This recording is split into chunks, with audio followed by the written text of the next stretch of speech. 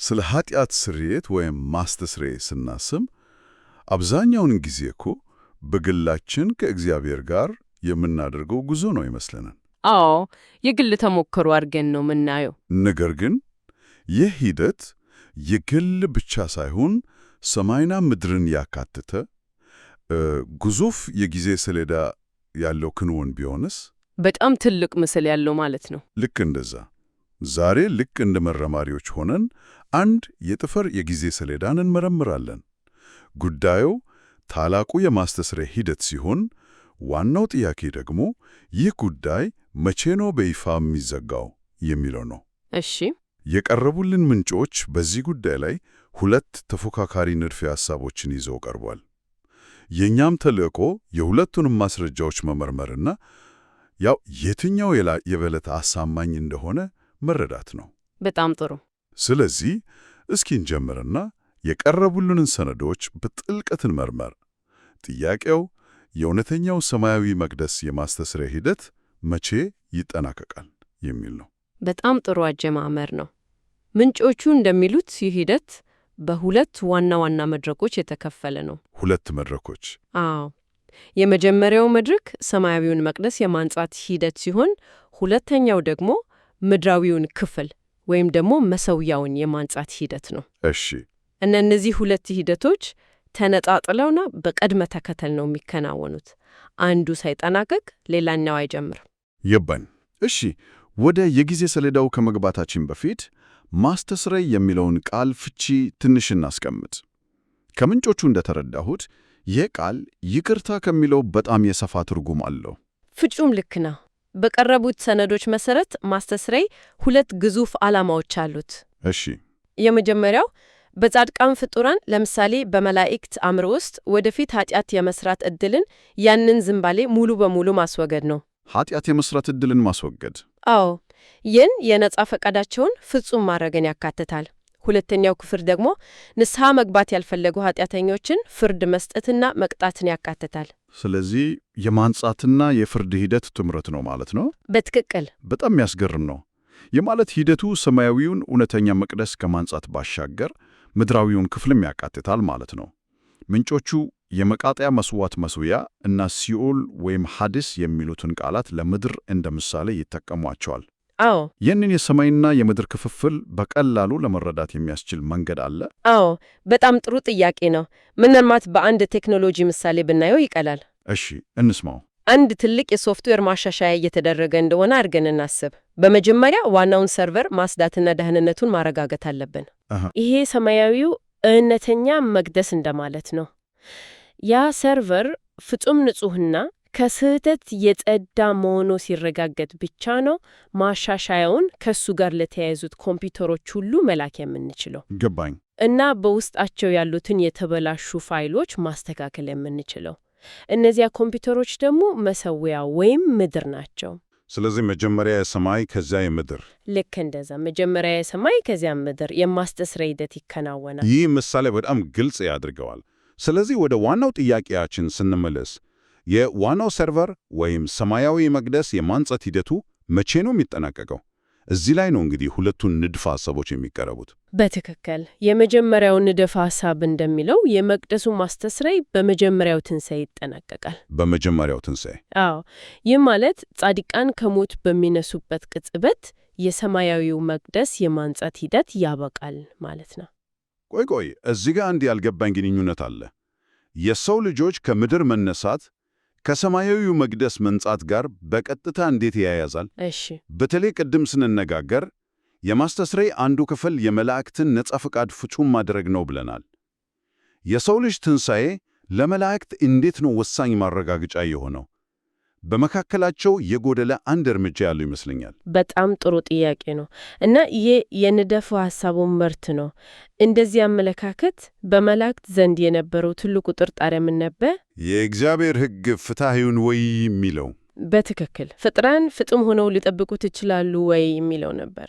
የመጀመሪያው ትንሣኤ በተለዩ የሰማዕታት ትንሣኤ ለዚህ ጥያቄ የመጨረሻውና ሕያው መልስ ነው።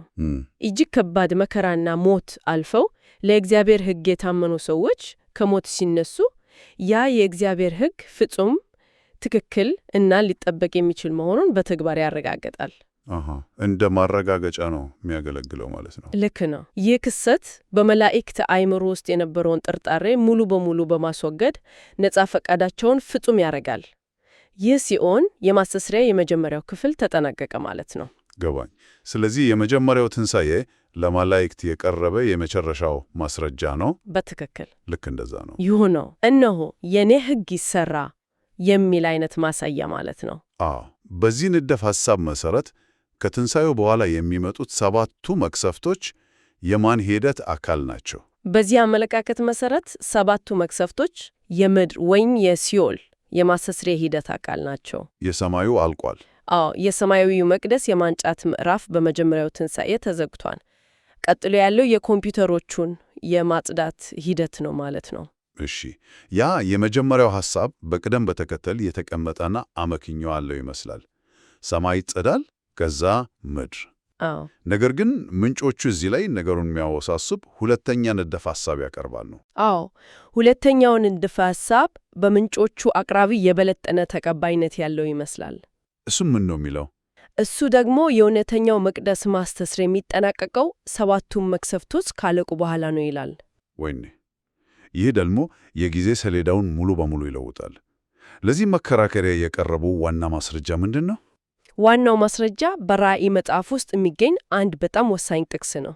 እሺ፣ ጥቅሱ እንደሚለው 7ቱም መቅሰፍቶች እስኪያልቁ ድረስ ማንም ወደ ሰማያዊ መቅደስ መግባት አይችልም። ዋው! እሺ፣ ያ በጣም ትልቅ ነጥብ ነው። መቅደሱ ዝግ ከሆነ ያ ማለት በውስጡ ገና ያላለቀ በጣም ወሳኝ የሆነ ሂደት እየተከናወነ ነው ማለት ነው። ልክ ነህ።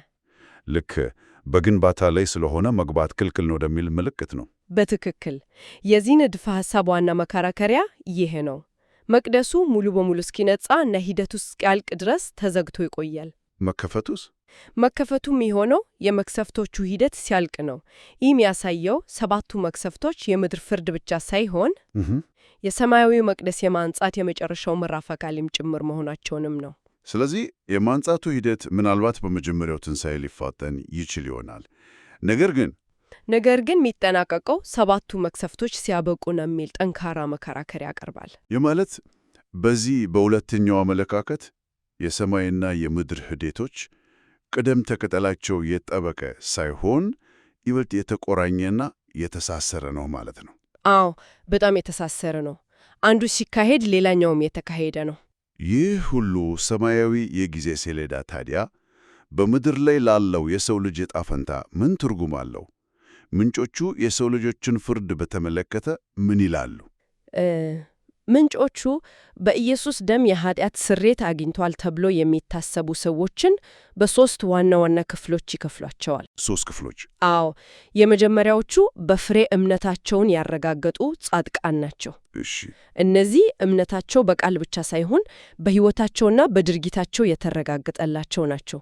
ሰማዕታት የዚህ ቡድን ዋነኛ ምሳሌዎች ሲሆኑ በመጀመሪያው ትንሣኤ ተነስቶ ሽልማታቸውን ይቀበላሉ። እሺ። ስለዚህ የመጀመሪያው ቡድን ጉዳያቸው የታየና የተፈረደ ነው ማለት ነው። ሕይወታቸው በራሱ በቂ መስረጃ ነው። ሁለተኛውስ? ሁለተኛው ምድብ በአፋቸው አማኝ በተግባራቸው ግን ከሃዲ የሆኑ ናቸው። በቃላቸው አምኛለሁ ቢሉም በድርጊታቸው ግን ያንን እምነት ይክዳሉ።